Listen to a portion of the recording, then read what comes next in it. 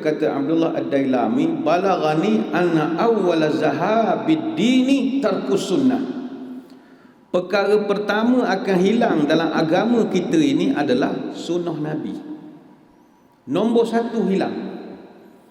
Dan kata dia, yazhabu dini sunnatan sunnata kama yazhabul hablu quwwatan quwwata.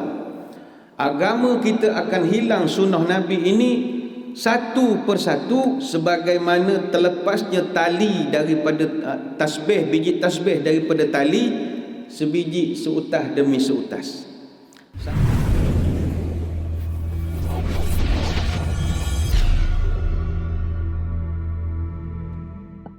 Assalamualaikum warahmatullahi wabarakatuh. Bismillahirrahmanirrahim. Alhamdulillahi hamdan katsiran tayyiban mubarakan fihi kama yanbaghi li jalali wajhika wa li'azimi sultanik. Allahumma salli ala sayyidina Muhammadin abdika wa rasulika nabiyil ummi wa ala alihi wa sahbihi wa sallim. Nawaitu ta'alluma wa ta'lim wa tadhakkura wa tadhkir wa naf'a wal intifa' wal ifadah wal istifadah wal hatha ala tamassuki bi kitabillah wa sunnati rasulih wa du'a ila al huda wa dalalah ala al khair ibtigha'a wajhillah wa mardatihi wa qurbihi wa thawabihi lillahi ta'ala. Allahumma raddina bi qada'ika wa sabirna ala bala'ika wa auzi'na syukra ni'maika. Ya Allah, jadikan kami redha menerima segala takdirmu, jadikan kami sabar dalam menerima segala ujianmu, dan bimbinglah kami untuk sentiasa syukur kepada nikmatmu. Yang dihormati para pegawai, para sukarelawan Masjid Negeri Sultan Ahmad I Kuantan, seterusnya tuan-tuan guru, para alim ulama, para habaib, muslimin muslimat, hadirin hadirat, tuan-tuan puan-puan, moga-moga dirahmati Allah sekalian. Alhamdulillah, kembali kita bertemu di dalam program Minda Imam Besar yang dibawakan kepada kita oleh Pusat Kutipan Zakat Majlis Agama Islam dan Adat Resam Melayu Pahang. Kita bincangkan pada pagi ini sekali lagi nak kitab 100 sunnah Rasulullah sallallahu alaihi wasallam yang dilupakan, dan kita masih lagi dalam bab yang kelima, iaitu tentang pelbagai sunnah yang berkaitan dengan solat. Waalaikumsalam. Jadi minggu lepas kita membahaskan tentang solat tahiyatul masjid sebelum memberi salam kepada jemaah, muka surat 40. Kita masih lagi belajar tentang sunnah Nabi yang mulia, iaitu salat tahiyat sebelum memberi salam kepada jemaah. Kita dah pun belajar tentang kalau kita masuk ke dalam masjid dan ada majlis ilmu yang sedang berjalan sekalipun, maka sunat bagi kita untuk semayang dulu sebelum mendengar kuliah, ceramah ataupun apa-apa majlis yang sedang diadakan. Dan kalau kita tak dan atas faktor tidak ada wuduk dan sebagainya, dianjurkan untuk berzikir sebagai pengganti dari solat tahiyatul masjid itu. Dan ini kita dah membahaskan minggu lalu. Minggu ini kita akan membacakan atau membahaskan satu topik yang saya kira sangat mustahak. Pada yang ada kitab, buka muka surat 42, subtopik yang keempat, iaitu meluruskan saf. Meluruskan saf, muka surat 42. Ada 9 hadis. Kita lihat dulu hadis-hadisnya untuk mengambil barakah. Bismillahirrahmanirrahim. Masalah saf salat dan perintah meluruskannya semasa zaman Rasulullah SAW hidup dan para khalifah sesudah baginda sangat berbeza daripada apa yang kita lihat sekarang. Oleh itu, tuan kitab menampilkan sejumlah hadis dan pendapat yang menjelaskan perhatian dan keseriusan para salafus salih dalam perkara ini. Kata Syekh Utsaimin dalam fatwanya berjudul Fatawa Muhimmah fi Taswiyati Sufuf, para ulama sekarang sudah tidak melakukan lagi amalan ini. Dipercayai jika dilakukan boleh jadi masyarakat akan memberontak dan memprotes. Namun begitu, sunnah Nabi sallallahu alaihi wasallam lebih berhak untuk diikuti. Oleh itu persoalan meluruskan saf atau barisan salat ini perlu diambil berat oleh para ulama, imam, ustaz dan sebagainya. Mari kita lihat hadis-hadisnya. Pertama daripada Anas bin Malik. Uqimatis salatu fa aqbala alaina Rasulullah sallallahu alaihi wasallam biwajhihi faqala aqimu sufufakum wa tarassu fa inni arakum min wara'i dhahri. Selepas qamat dikumandangkan, Nabi sallallahu alaihi wasallam menghadap kami dengan wajahnya dan bersabda, luruskan saf kamu dan rapatkan saf, kerana aku dapat melihat kamu walaupun dari belakangku. Hadis Bukhari dan Muslim. Hadis yang kedua daripada Abu Mas'ud, kana Rasulullah sallallahu alaihi wasallam yamsahu manakibana fi salati wa yaqul istawu wa la takhtalifu fatakhtalifa qulubukum. Kata Abu Mas'ud, Nabi SAW mengusap bahu kami dan bersabda, luruskan saf kamu, jangan kamu berserakan sehingga hati kamu juga berserakan. Hadis riwayat Muslim. Yang ketiga daripada Anas radhiyallahu anhu, Nabi pernah bersabda, sawu sufufakum fa inna taswiyat as-sufufi min tamamis salati. Luruskan saf kamu, kerana meluruskan saf adalah sebahagian daripada kesempurnaan salat. Hadis Bukhari dan juga Muslim. Hadis yang keempat daripada Abu Hurairah, Nabi bersabda, aqimus saffa fis salati fa inna iqamatas saffi min husnis salati. Luruskanlah saf dalam salat, kerana meluruskan saf adalah tanda kebaikan salat. Hadis Bukhari dan Muslim. Hadis kelima daripada Nu'man bin Bashir radhiyallahu anhu, Nabi pernah bersabda, la tusawwunna sufufakum aw la yukhalifanallahu baina wujuhikum. Kamu meluruskan saf kamu atau Allah menanamkan permusuhan di antara kamu. Hadis riwayat Bukhari. Dan hadis yang keenam ini daripada redaksi Muslim, Nu'man pernah berkata, kana Rasulullah sallallahu alaihi wasallam yusawwi sufufana hatta ka'annama yusawwi bihal qidaha hatta ra'a ana qad aqalna anhu thumma kharaja yawman faqama hatta kada yukabbiru fara'a rajulan badiyan sadruhu min as-saffi faqal ibadallah la tusawwunna sufufakum aw la yukhalifanna Allah baina wujuhikum. Nabi SAW meluruskan barisan kami hingga seolah-olah baginda meluruskan qidah, sehingga baginda lihat kami betul-betul dan mengerti. Kemudian satu hari baginda datang dan berdiri. Ketika baginda hampir mau bertakbir, baginda melihat seorang Arab primitif atau orang kampung pedalaman menonjolkan dadanya dalam barisan. Spontan baginda bersabda, wahai hamba Allah, kamu luruskan barisan kamu atau Allah tanamkan permusuhan di antara kamu. Kemudian hadis seterusnya, kita buat hadis ketujuh lah, sebab yang keenam tadi panjang juga hadisnya. Yang ketujuh, Jabir bin Samurah berkata, Nabi menemui kami dan bersabda, ala tasuffuna kama tasufful malaikatu 'inda rabbiha. Faqulna ya Rasulullah wa kaifa tasufful malaikatu 'inda rabbiha? Qal yatimuna as-sufuf al-awwal wa yatarassuna fi as-saffi. Bukankah lebih baik kamu berbaris sebagaimana malaikat berbaris di sisi Tuhannya? Kami menjawab, wahai Rasul, bagaimana malaikat berbaris di sisi Tuhannya?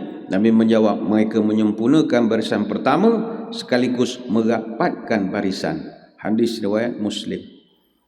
Yang ke-8 daripada Malik bin Abu Amir, dia pernah mendengar Utsman berkata, istau wa hadhu bainal manakibi fa inna tamamis salati iqamatis saffi. Qal wa kana la yukabbiru hatta ya'tihi rijalun qad wakkalahum bitaswiyatis sufufi yukhbirunahu annaha qad istawat fayukabbaru. Luruskan barisan kamu dan jadikanlah bahu-bahu kamu sejajar, kerana tanda kesempurnaan salat adalah meluruskan barisan.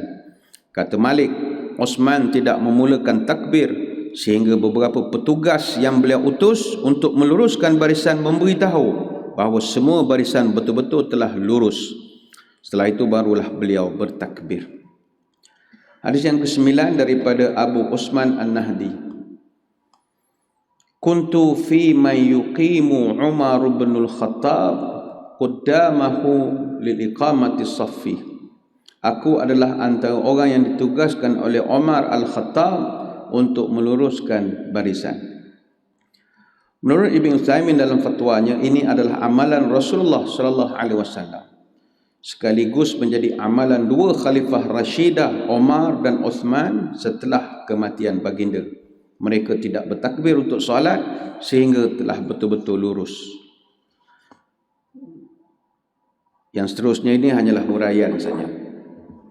Baik, muslimin muslimat sekalian, membahaskan tajuk merapatkan saf ini sudah pasti memancing pertikaian di kalangan masyarakat, khususnya dalam suasana kita yang berada dalam suasana SOP ini. Pertama, saya ingin menjelaskan bahawa secara peribadi saya tidak ada lokus standai untuk nak membincangkan topik ini dari sudut fiqh, kerana secara peribadi fakulti saya berbeza. Latar belakang pendidikan saya adalah disiplin usuluddin. Pengkhususan ataupun field of research saya adalah bidang tafsir Al-Quran, falsafah, sejarah dan tamadun Islam. Saya tidak ada latihan khusus di dalam bidang fiqh, usul fiqh ataupun syariah secara khusus. Sekadar basic knowledge ataupun fundamental sajalah. Justru ada kemungkinan pandangan saya dalam bab saf renggang ini sedikit berbeza dengan para asatizah yang mahir dalam fiqh. Pertama, kita kena melihat isu saf renggang kerana pandemik ini adalah qadiyah mustajiddah, satu permasalahan baru yang tidak pernah berlaku sebelum ini. Maka pandangan ulama terdahulu sangat susah kita nak jumpa. Isu solat jemaah secara berjarak bagi tujuan nak mengekang penularan penyakit ini, dia termasuk dalam kategori fiqhun nawazil, iaitu isu-isu baru yang tidak pernah berlaku. Maka bila kita membahaskan isu rapat dan renggang saf ini, kita akan berdepan dengan situasi berhadapan dengan dua jenis kelompok masyarakat. Pertama, idealis, satu golongan realis. Orang yang ideal, dia akan menghamburkan segala idea, semangat, emoji kemarahan dalam ruangan komen. Dato' ini kan sunnah, kita kena inilah masjid, setan semua, dajjal, permesa, patutnya gini-gini. Penyelesaiannya tak ada, sekadar memberi kata-kata semangat.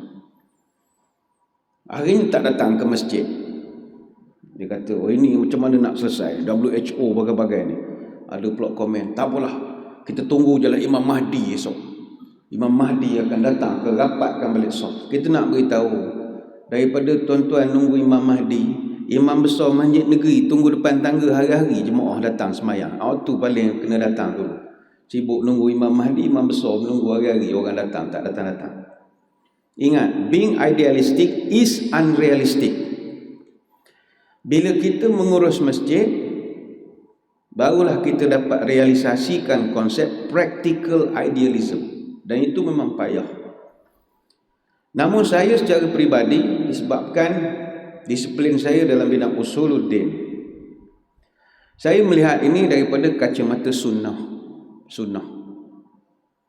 Apa yang berlaku hari ini, iaitu saf kita direnggangkan ini, kalau kita yang tuan-tuan puan-puan yang mengikuti minda imam besar musim pertama dulu, kita membahaskan tajuk tanda kiamat. Kita belajar tentang Dajjal, Ya'juj Ma'juj, kita belajar tentang fitnah akhir zaman. Maka apa yang berlaku hari ini, saf kita direnggangkan bagai-bagai, ini sekadar melengkapkan puzzle saja. Sebelum tercetusnya kiamat sebenar, maka dia akan banyak perkara-perkara fitnah dan pelik-pelik akan berlaku. Sebab itulah kita merasa duka cita bila melihat satu persatu sunnah Nabi ini telah pun dihilangkan. Sesuai nama buku ini, 100 sunnah yang dilupakan. Sebab itu kata Abdullah Ad-Dailami, balaghani anna awwala zahabid dini tarkus sunnah. Perkara pertama akan hilang dalam agama kita ini adalah sunnah Nabi. Nombor 1 hilang. Dan kata dia, yazhabu dini sunnatan sunnata kama yazhabul hablu quwwatan quwwata. Agama kita akan hilang sunnah Nabi ini satu persatu sebagaimana terlepasnya tali daripada tasbih, biji tasbih daripada tali, sebiji seutas demi seutas. Satu persatu, satu persatu, satu persatu. Kita berapa banyak dah sunnah hilang sejak daripada SOP, pandemik dan macam-macam lagi. Banyak. Tuan-tuan berapa lama dah tak bersalah dengan orang? Lama lah. Ada orang mak bapak pun tak salah lah. Alasan dia takut silent carrier. Okey, masing-masing ada hujah. Siapa ada hujah tak ada masalah, jangan tak ada hujah. Pihak berkuasa ialah mereka kata ini SOP. Kita pun akur. Tapi bagi kita yang dalam duduk agama ini, kita ada SOP juga. Apakah SOP-nya? SOP, sunnah is our priority. Itu juga SOP kita. Sebab kita daripada dulu dididik bahawa banyak redup perkara redup alamat hari nak hujan. Banyak hidup perkara hidup, cara hidup Nabi Muhammad mesti jadi teladan. Gema takbir di subuh hari, semayang awal, jadikan amalan. Nabi terakhir takkan ada ganti, tapi sunnahnya yang kekal jadi ikutan. Dan barang perlu kita ingat, kita kalau dakwa cinta Nabi tapi tak ambuh ikut Nabi, tetap tak masuk surga. Orang yang cinta kepada Nabi, dia mesti usaha buat apa yang Nabi suka buat. Dan pagi ni tuan-tuan puan-puan menengok dalam buku kita 9 hadis menceritakan tentang Nabi sangat suka kalau soft itu dirapatkan. Baik itu banyak dalam sejarah manusia, orang-orang yang sekeliling Nabi cinta sangat pada Nabi, tapi dia tidak mahu mengikuti Nabi dalam keimanan, dalam petunjuk, maka orang itu juga tak dapat masuk surga. Ada seorang, kita tak sebutkanlah namanya sebab orang ni sangat disayangi oleh Nabi. Sehingga Nabi pernah sebut dalam hadis Ibnu Abbas, ahwanu ahlin nari azaban, orang yang paling seksanya paling ringan di neraka adalah kita tak sebutkan namanya, wa huwa munta'ilun bina'lain yaghli minhuma dimaghuhu, dia nanti akan dipakaikan sepasang kasut yang dibuat daripada api neraka dan otaknya mendidih kerana panasnya kasut itu. Hadis riwayat Muslim. Adakah orang itu tidak cinta kepada Nabi? Cinta, dia bela Nabi. Dia bela dan bela Nabi. Tapi tak nak ikut. Sebab itu isu mengikut Nabi itu mustahab. Dan para sahabat radhiyallahu alaihim ajma'in adalah generasi yang sangat ikut apa saja yang Nabi buat, apa saja yang Nabi suruh. Dan banyak kali dah saya membawakan riwayat-riwayat tentang Sayyidina Ali naik kuda, sampai peringkat naik kuda dia berdoa dia itu ini. Sebelum dia gerak, dia ketawa pula lagi. Sampai orang tegur, ente kenapa baca doa lepas tu ketawa? Aku ketawa sebab aku tengok Nabi dulu ketawa. Padahal Nabi ketawa tu tak perlu ikut pun tak apa. Tapi sebab mereka cinta pada Nabi, sampai bab Nabi ketawa pun diikut juga. Apatah lagi kita diajar bahawa sunnah Nabi yang wajib diikuti adalah dalam hal ibadat.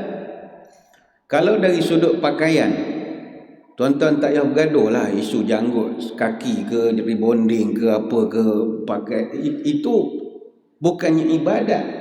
Tapi kalau dari segi ibadah, jinsun adadun kaifiyatun zamanun makanun, Mesti jenisnya sama dengan jenis Nabi buat. Jumlahnya sama dengan jumlah Nabi buat. Tata caranya mesti sama tata cara Nabi buat. Masanya kena sama dengan masa Nabi buat. Tempatnya mesti sama dengan tempat Nabi buat. Maksudnya Nabi ajar semayang adadun jumlahnya zuhur 4 rakaat. Tak boleh kurang. Kecuali jamak itu lain. Maghrib 3 tak boleh buat 1.5. Walau apa pun berlaku. Kerana itu dia punya law dia. Ataupun dari segi jinsun, jenis. Nabi ajar buat korban, mu mesti buat unta, lembu, kambing atau 4 beradik di atas yang berkahwin. Contoh, kalau tak ada unta, lembu. Tak ada lembu, kambing. Tak ada kambing, cari lembu kahwin dengan kambing, dapat anak nama lembing. Lembing boleh buat korban.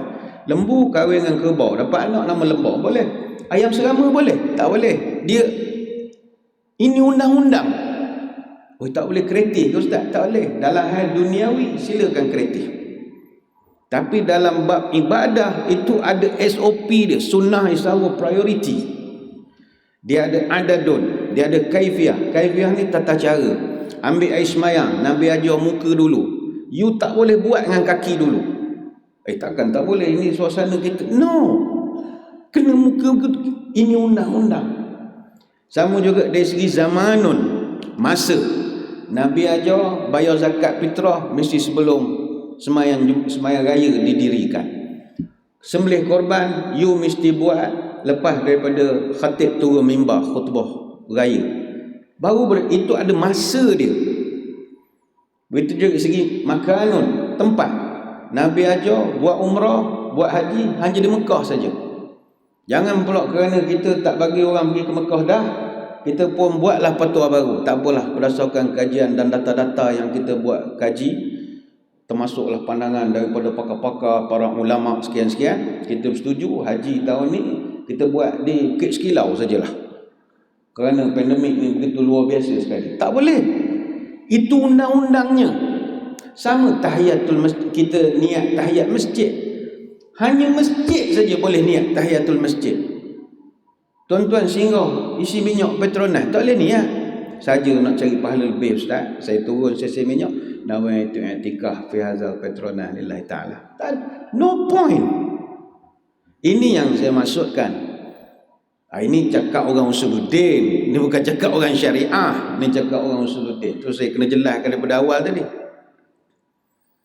Apatah lagi kalau kita mengkaji hadis, kita mengkaji peristiwa akhir zaman, peristiwa hari kiamat. Nabi ada bercerita tentang peristiwa Telaga Kausar. Tuan-tuan, puan-puan pernah mendengar cerita Telaga Kausar ini? Nabi bercerita nanti dekat telaga aku nanti, la yaridanna alayya aqwamun a'rifuhum wa ya'rifuni. Nanti dekat telaga saya akan didatangi oleh kaum-kaum yang saya kenal mereka dan mereka pun kenal saya. Maknanya umat Nabi. Summa yuhalu baini wa bainahum. Tiba-tiba datang malaikat halau kaum ini. Malaikat tak bagi masuk, security tak bagi masuk. Padahal Nabi kenal, kena tahan di pagar. Fa'aqul, kata Nabi, fa innahu minni. Saya beritahu pada malaikat, itu orang saya, itu kaum saya, itu umat saya. Innahum minni. Buat kita. Masuk. Fayuqal, datang malaikat. Innaka la tadri ma ahdatsu ba'dak. Minta maaf Tuan. Bila Tuan wafat, geng-geng ni banyak benda pelik dia buat. Apa benda pelik? Malaikat tunjuk contoh-contoh. Buka file apa semua. Nabi tengok, Nabi marah. Suhkan lima ghayyara ba'di. Belah, berambus kamu, nyah kamu daripada sini. Kenapa orang tu kena halau? Ghayyara ba'di. Engkau ubah apa yang aku ajar. Yang kita garis bawahkan adalah ghayyara, engkau ubah. Ni hadis riwayat Bukhari Muslim. Jadi dari kacamata kita, kalau kita tidak mempunyai hujah yang kuat, kita risau ada ketergelinciran. Itu saja kekhawatiran itu. Sebab itu dalam bab merapat dan meluruskan saf ini, saya suka pegang prinsip yang dipegang oleh sebahagian daripada ulama, bahawa kata mereka manusia dalam isu saf renggang ini, kok mana akan ada dua jenis manusia. Pertama, man tawassa'a fil jawaz, orang yang terlalu bermudah-mudah untuk membolehkan saf renggang. Tak apa renggang, sunat je.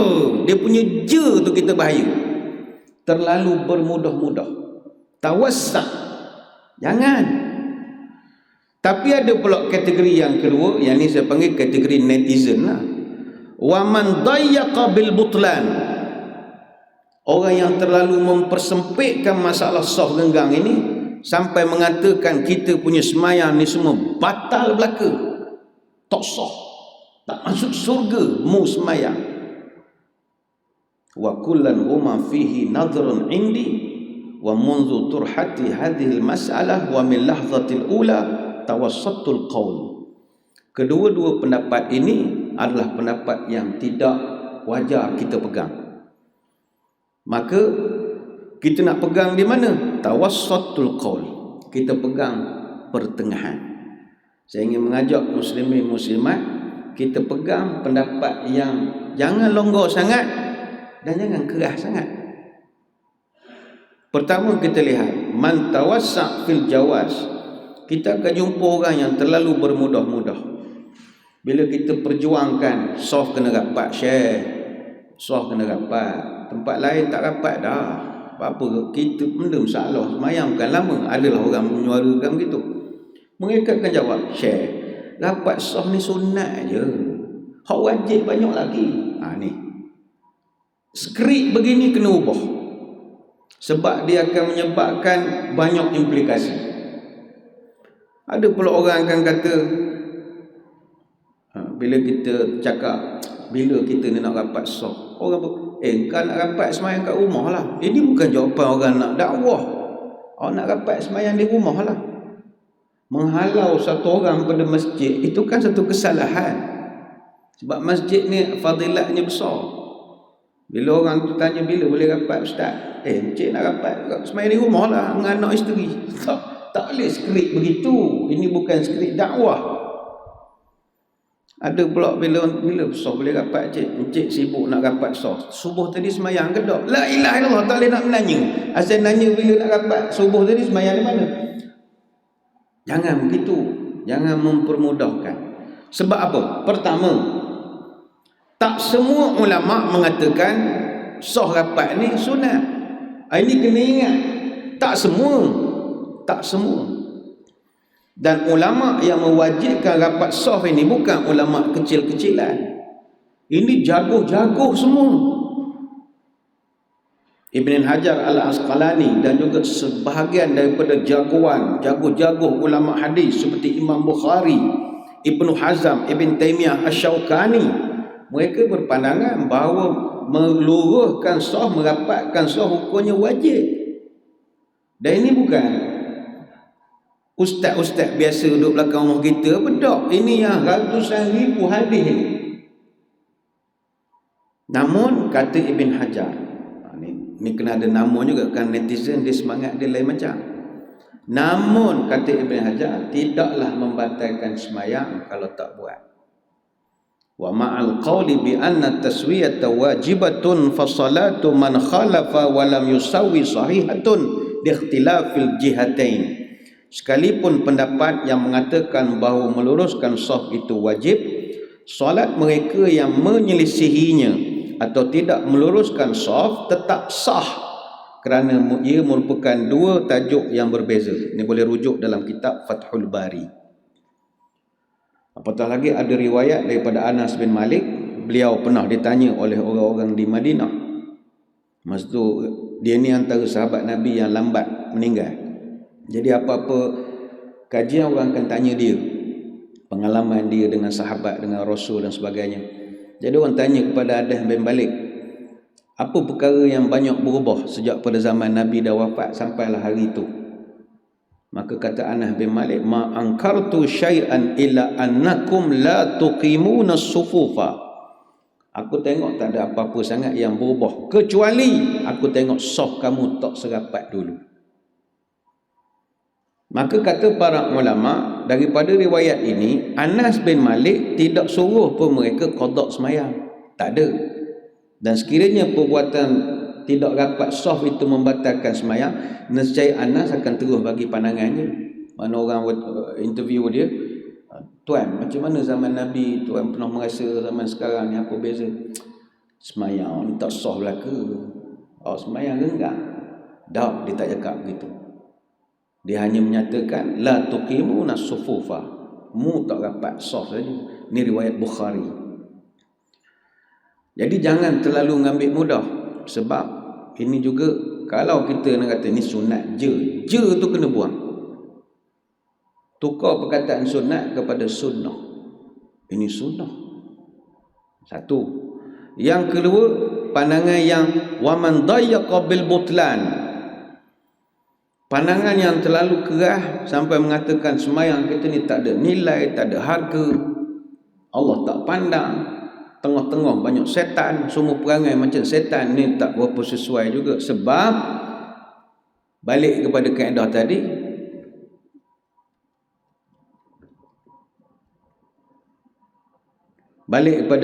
tadi, ada juga ulama yang menghukumkannya sebagai sunat. Ada ulama hukumkan benda ni wajib dan ada juga yang menghukumkan sunat. Kumpulan yang menghukumkan sunat berpandangan bahawa hukum tidak merapatkan saf masa semayang adalah makruh. Namun dalam masa yang sama, orang ini akan terlepaslah ganjaran dan kebaikan yang besar bila meninggalkannya. Dengan catatan, kalau buat tak ada sebab. Kalau renggang bersebab, itu bab lain lagi. Ini tak ada sebab. Dan pendapat ini merupakan pandangan yang dipegang oleh jumhur ulama. Mereka berdalil dengan hadis yang diriwayatkan daripada Anas bin Malik, sawu sufufakum fa inna taswiyata saffi min tamamis salati. Luruskanlah saf, kerana sesungguhnya meluruskan saf itu sebahagian daripada kesempurnaan solat. Yang kita kena garis bawahkan perkataan tamamis solati. Tamam itu maknanya kesempurnaan. Kata para ulama, kalimat tamam menunjukkan bahawa benda ini tidak wajib, tapi merujuk kepada hukum mustahab. Dan dia tidak termasuk dalam rukun ataupun syarat sah semayang. Perkataan tamam itu yang kita gariskan. Sama juga berdasarkan hadis yang diriwayatkan daripada Abu Hurairah, hendaklah kamu meluruskan saf, kerana meluruskan saf itu sebahagian daripada mahasin salat, kecantikan semayang. Jadi dalil daripada hadis Bukhari ini, kata para ulama, saf ini dia masuk dalam kecantikan semayang dan tidak termasuk dalam kategori syarat sah semayang ataupun rukun semayang. Tidak ada. Dan antara yang mengatakan perbuatan merapatkan saf ini adalah mustahab ataupun dituntut atau dianjurkan adalah para fuqaha asy-Syafi'iyah, mazhab Syafi'i. Jadi selesai masalah.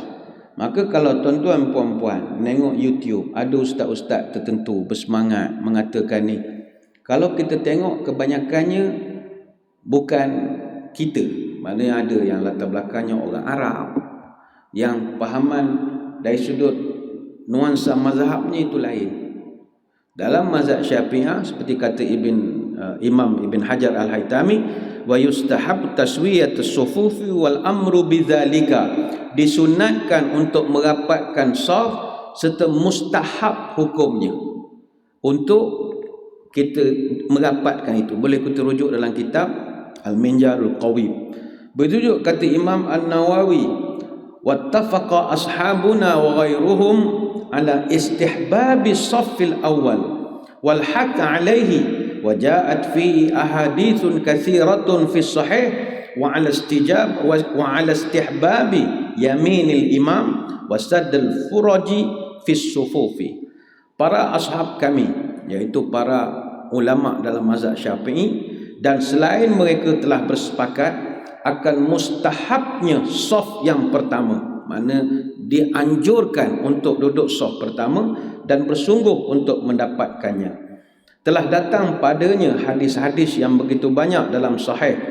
Begitu juga para ashab kami, iaitu ulama Syafi'i, telah bersepakat akan mustahabnya atau dianjurkan perbuatan solat di bahagian kanan imam, duduk belah kanan imam, serta dianjurkan menutup ruang kosong dalam saf, iaitu merapatkan saf. Ini boleh rujuk dalam Al-Majmu' Syarah Al-Muhadzab.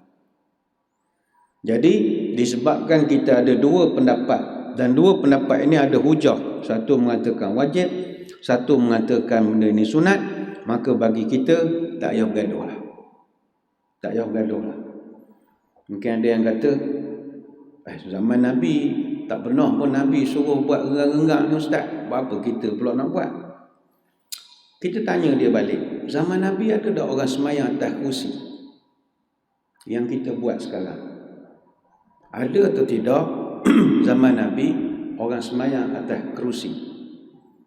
Adakah kita nak beritahu depan-depan orang yang semayang atas kursi ni, Pakcik ni semayang tak sah lah ke dah? Nabi tak ajar semayang atas kursi. Maka banyak perkara-perkara berkaitan hujah-hujah ini boleh membawa pada perkelahian. Sebab itu kita didik masyarakat ambil tengah-tengah, belapang dada. Cuma satu perkara ni kena ingat, bagi orang yang berpegang bahawa rapat saf ini adalah sunat, kita nak beritahu semampu mungkin jangan pelekehkan amalan sunat. Perkataan je tu kena buang. Saya banyak menengok orang berkelahi ni, dia banyak guna je. Bila orang cerita pasal saf, orang semangat ramai, orang sayang agama, cuma ilmu tak ada, dia sayang agama. Oh ni kita ni Yahudi belakang, dia Dajjal belakang, dia orang tak ada ilmu. Tapi cara kita menjawab luahan mereka itu memberi kesan pada keseluruhan struktur ibadah sunnah yang lain. Bila kita orang ni, kita ni sunat je, awak sibuk buat apa? Je tu kena buang. Sebab kalau kita ajar masyarakat sunat ni je sampai bila-bila, perkara sunat orang tak buat. Kita ajar sah renggang, sah rapat sunat je, jangan. Nanti orang puasa 6 orang tak buat, baca Quran orang tak buat, duduk sah depan orang tak buat. Kenapa? Sebab dah bertahun-tahun kita ajar sunat je ni jangan. Perkataan je tu kena buang. Kita akui bahawa sunat ni membawa maksud mandub ataupun mustahab, segala yang diperintahkan dalam bentuk anjuran, bukan diwajibkan, itu namanya mustahab ataupun benda sunat ini. Contoh, Nabi pernah dalam satu hadis yang terkenal, laula an asyqa ala ummati la amartuhum bissiwaki inda kulli salatin. Kalaulah tidak menyusahkan umatku, nescaya aku perintahkan mereka gosok gigi atau bersiwak setiap kali nak sembahyang. Hadis Bukhari dan Muslim. Kita kalau nak bergaduh dengan hadis ni, boleh bergaduh 10 tahun, boleh bergaduh. Awak sembahyang tak sah, bau pula. Kan Nabi dah khabar, kalau tak nyusahkan umatku, mana Nabi nak kita buat? Awak ni ikut sangat ke doktor gigi ni? Tak betul. Kita kena pakai siwak. Gaduh boleh, tapi tak. Sebab itu ulama dia buatkan tata cara. Oh, hadis ini mustahab, sebab Nabi kata kalaulah tak nyusahkan umatku. Jadi Nabi tak wajibkan, maka timbullah hukum sunat. Tapi ada ulama yang menengok hadis ni, oh ini wajib Syekh, wajib lah. Bagi nak pegang wajib lah. Tapi jangan pula kita kata kan benda ni sunat je. Janganlah je. Kita dah bincangkan dulu tentang fadilat bersiwak, bersugi ni sunnah Nabi yang ditinggalkan. Jadi balik kepada kita, tak payah berkelahi lah. Kita ulama ni kita kena hormat. Jangan ada setengah orang, saya baca komen-komen, apa ulama-ulama, hadis ada, Quran ada, cukup lah. Jangan begitu. Awak kalau baca manual suruh baiki kereta, belum tentu boleh. Kena ada pomen juga. Kita kalau beli barang komputer, kena pergi kedai software. Kalau nak beli barang tukang, pergi kedai hardware. Kalau nak faham agama, kena ikut fatwa. Sebab tu kerja ulama, itu kepakaran dia, bidang dia. Kita tak boleh kata jumpa doktor nasihat gini-gini ni.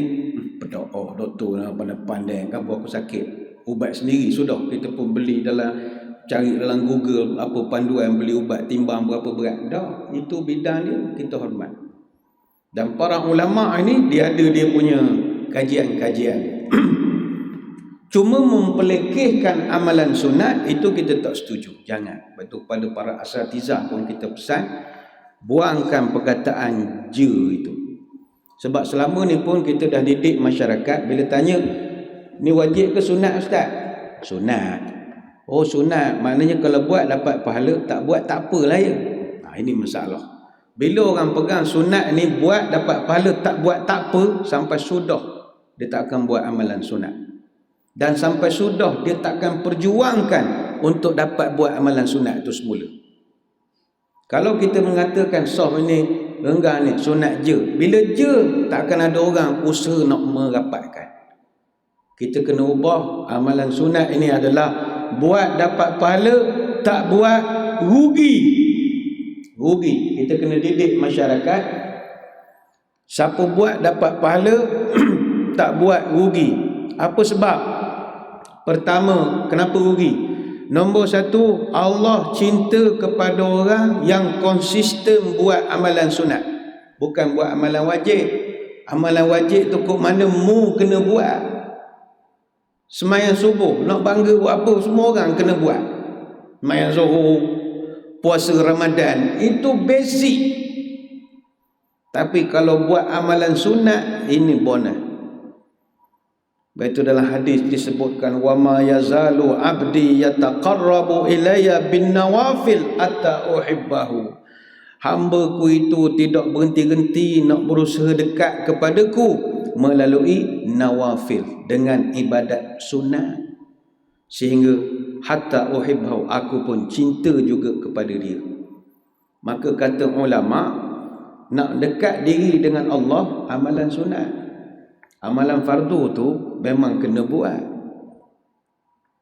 Justru itu kita kalau nak mencari extra bonus, peningkatan darjat di sisi Allah, mesti banyak buat amalan sunat. Betul, jangan ada perkataan je kalau sunat ni.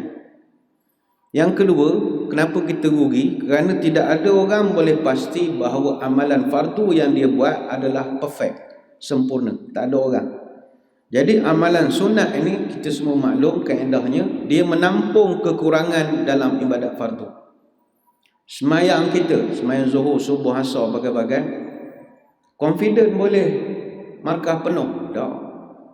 Mesti ada koyak sana sini, galik, tak khusyuk.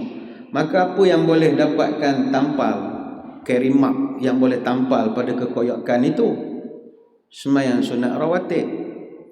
Puasa Ramadan, apa yang boleh menampungkan puasa Ramadan itu, jadikan kita punya amalan itu sempurna? Zakat fitrah dan juga puasa 6. Dan begitulah seterusnya. Dia ibadat sunat ini dia menampai kekurangan. Sebab itu salafus salih dulu, mereka begitu rasa sangat rugi kalau mereka tak dapat nak buat perkara sunat. Fardu ni memang kena buat. Sebab itu kata Ibn Hajar dalam Fathul Bari, kaitan ada satu hadis tentang Ibnu Umar.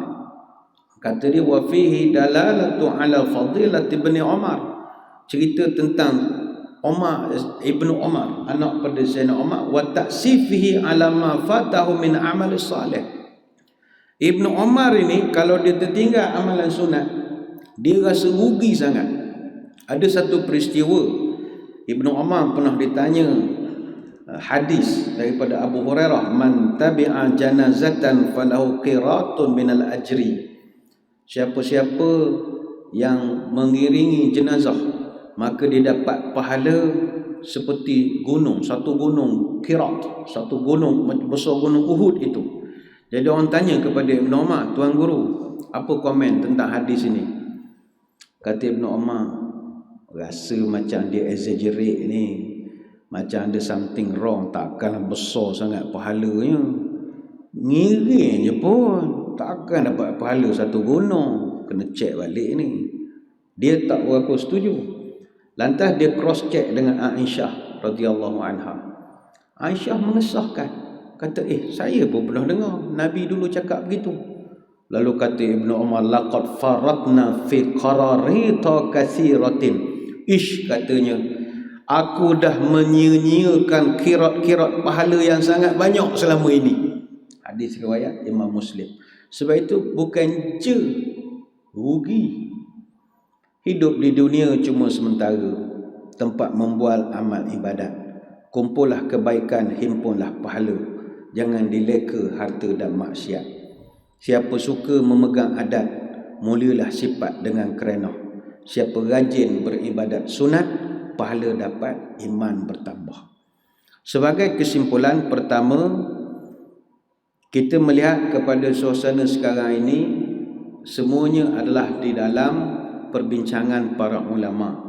Jadi kita meletakkan harapan, moga-moga benda ini akan berakhir dengan baik. Cuma ada negara jiran yang telah pun mengisytiharkan negara mereka endemik. Endemik maknanya dah tak pandemik so begitu lagi. Dia dah isytiharkan pada 15 Januari yang dulu, tahun lalu dia isytiharkan. Tetapi sampai sekarang mereka masih lagi semayang satu kaki jarak, satu kaki. Jadi tak dapat, walaupun dah isytihar endemik. Dan di Masjidil Haram semua sudah maklum bahawa asalnya mereka lah yang menjadi pencetus semangat untuk kita mendapatkan sah. Tapi mereka pun baru-baru ini dah pun buat keputusan untuk kembali merenggangkan sah mereka. Tapi ingat, kita hidup ni pegang dalil. Dalil kita Quran, hadis, ijma' ulama. Bukan dalil kita Mekah. Mekah buat, kena ikut dah. Mekah buat, tak buat, sudah. Kita pegang kepada Quran, hadis, ijma' para ulama. Jadi ini kita harap para ulama untuk sama-sama memikirkan dan mengkaji balik tentang keputusan yang telah dibuat. Seperti yang kita maklum bahawa pihak berkuasa agama khususnya, kita harap akan ada satu ketetapan yang tegas, diambil langkah dan usaha untuk menetapkan penjarakan ini berdasarkan kaedah tasarruful imam ala ra'iyati manutun bil maslahah. Setiap tindakan ataupun kebijakan orang berkuasa ke atas rakyat ini manutun bil maslahah, mesti ditimbang atas faktor maslahah. Jadi kita berharap situasi ini adalah secara muakkad, secara bertempoh mudah-mudahan. Dan kalau keadaan sudah kembali reda, maka kita mesti kembali menunaikan solat berjemaah secara merapatkan saf. Sebab ini adalah yang dituntut oleh Rasulullah SAW. Justru kita mencadangkan kepada mana-mana negeri yang sudah berbulan-bulan tidak terdapat kes jangkitan yang baru, bolehlah mereka berjinak-jinak untuk berbincang dengan pihak KKM supaya dapat kembali semula menunaikan solat jemaah secara normal. Tapi setakat yang kita kenal jawatan kuasa ini, dia sangat mementingkan data, angka, figures, numbers. Baik itu kita daripada dulu lagi merayu cendekiawan, pakar-pakar, orang akademik, bantulah masjid. Kamu orang ustaz kampung tak reti ingat buat metodologi research ni, kami tak reti sangat. Jadi kalau mereka boleh bantu membuktikan bahawa dengan berada dalam masjid sembahyang Jumaat selama misalnya sejam, berapa banyakkah potensi boleh kena berdasarkan kiraan-kiraan apa semua. Biasanya orang-orang di MKN, KKM, Task Force COVID ni dia nak data. Quran hadis tak cukup ke ustaz? Jangankan Task Force, kita kalau belajar postgraduate pun Quran hadis ni ada setengah universiti masih lagi duduk di dalam rujukan, dia bukan primer, sekunder. Rujukan sekunder, bukan primer. Dia nak data, numbers, berapa gede. Jadi ini kita sama-sama berganding bahu. Kalau benda ni dah ada penurunan, insya-Allah kita akan kembali semula kepada seperti yang asal. Sebenarnya banyak nak diceritakan, tapi masa kita tak begitu mengizinkan, nak kerja ke pekan pula. Saya kira sekadar itulah dulu sembang-sembang pada kali ini. Saya simpulkan mudah saja, kita sederhanalah. Jangan tang sangat orang dan jangan mudah pula sangat. Kita tetap SOP, sunnah is our priority. Itu panduan hidup kita. Sekadar itu kita tutup pertemuan kita dengan doa, moga majlis kita diberkati oleh Ilahi. A'udzubillahi minasyaitonirrajim. Bismillahirrahmanirrahim. Allahumma salli ala sayyidina Muhammadin wa ala ali sayyidina Muhammad. Allahumma in kana rizqina fis sama'i fanzilhu wa in kana fil ardi fa akhrijhu wa in kana mu'siran fayassirhu wa in kana haraman fatahhirhu wa in kana ba'idan faqarribhu bihaqqi duhaika wa bahaika wa jamalika wa quwwatika wa qudratik atina ma ataita ibadika salihin. Ya Allah, kalau rezeki kami masih di langit, turunkanlah. Kalau di bumi, keluarkanlah. Kalau susah, permudahkanlah. Kalau haram, sucikanlah. Kalau jauh, dekatkanlah. Berkat waktu duhamu, kecantikanmu, keindahanmu, kekuatanmu, kekuasaanmu. Limpahkanlah kepada kami segala yang telah Engkau limpahkan kepada hamba-Mu yang soleh. Allahumma aril haqqa haqqa warzuqna ittiba'ah wa aril batila batila warzuqna ijtinabah wa la taj'alhu maltabisan 'alaina fanadil waj'alna lil muttaqina imama. Ya Allah, tunjukkan pada kami kebenaran itu adalah benar. Rezekilah kami untuk mengikuti kebenaran. Tunjukkanlah kami kebatilan itu sebagai batil. Dan rezekikanlah kepada kami untuk menjauhi kebatilan. Dan jangan jadikan kami terkeliru. Dan jangan jadikan kami sesat. Jadikanlah kami orang yang bertakwa sebagai pemimpin. Subhanakallahumma wa bihamdika nashhadu an la ilaha illa anta nastaghfiruka wa natubu ilaik. Wa sallallahu ala sayyidina Muhammadin wa ala alihi wa sahbihi baraka wasallam walhamdulillahi rabbil alamin. Sekadar itu wabillahi taufik wal hidayah. Wassalamualaikum warahmatullahi wabarakatuh. Allahumma